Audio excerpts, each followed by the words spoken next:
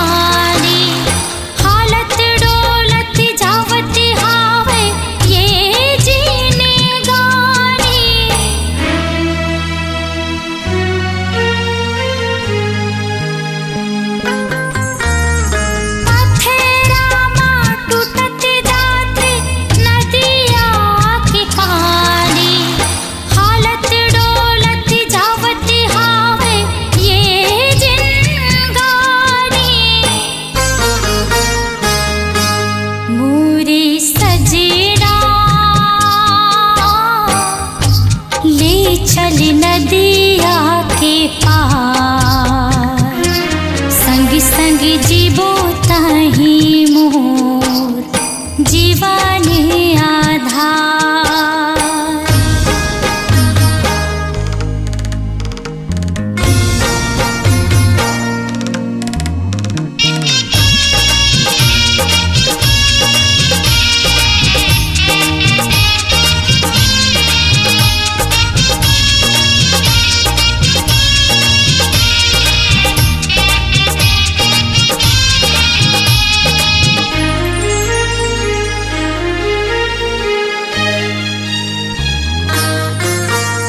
सुने हावो पार जाके बदलते तकदीर, देवता मन भी आके दी हमन लासीस।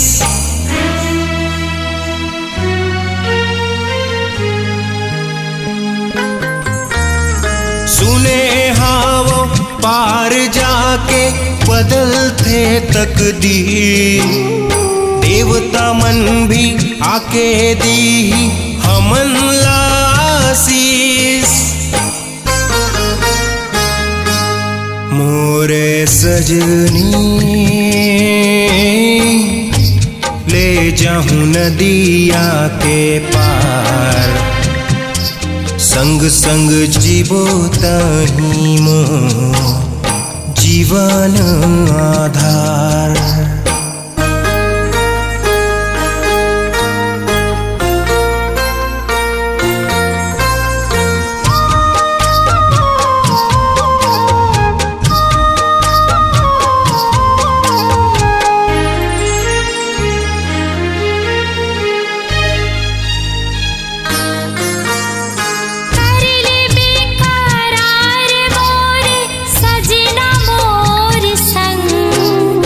जन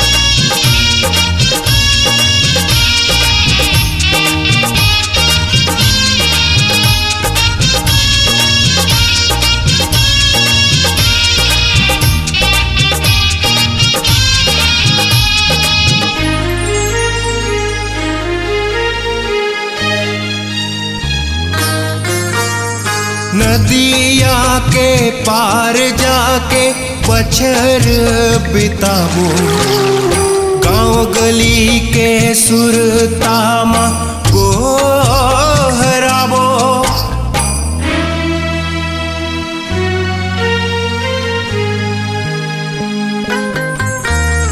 नदिया के पार जाके पछर बिताबो, गाँव गली के सुरतामा गोहराबो।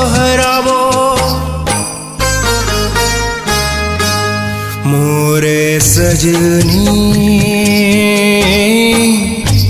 ले जाऊं नदिया के पार, संग संग जीवो तही मोर जीवन आधार। मोरे सजना ले चल नदिया के पार, संग संग जीवो तही मोर जीवन आधार। संग संग जीवो तही मोर जीवन आधार। संग संग जीवो तही मोर जीवन